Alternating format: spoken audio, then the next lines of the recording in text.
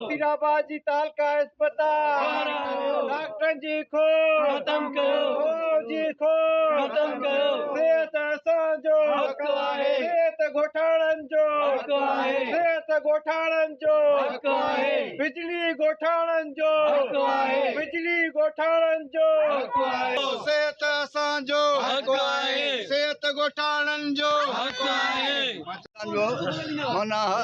का शइ कान्हे असां वाहन में वेठा आहियूं असांखे कुझु नथो थिए कुझु कान्हे असां वटि डॉक्टर आहे न छा आहे न रस्तो न रोको आहे न स्कूल आहे का शइ कान्हे असां वटि जेका बिल्डिंग ठहे गई उहा बि ज़बूर हाल में भञण आहे MPS साहब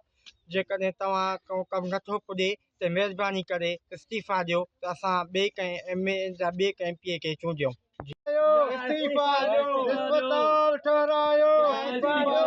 अस्पताल ठहिरायो इस्तीफ़ा ॾियो ॻोल्हे ॾियो ठेकेदार ॻोल्हे ॾियो सुजाग श्रेता जे तरफ़ां अॼु असीं रेस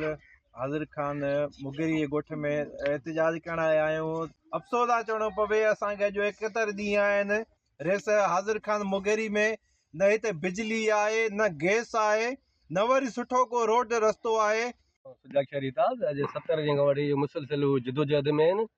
डॉक्टर जेको आहे एमरजेंसी में राति जो को बि पेशेंट वञे थो उनखे जेको आहे एमरजेंसी में जेका आहे डॉक्टर मिलनि कोन था जिते डिस्पेंसरी वेठल आहिनि मासूम ॿारनि जो हक़ आहे सेहत बुज़ुर्गनि जो हक़ आहे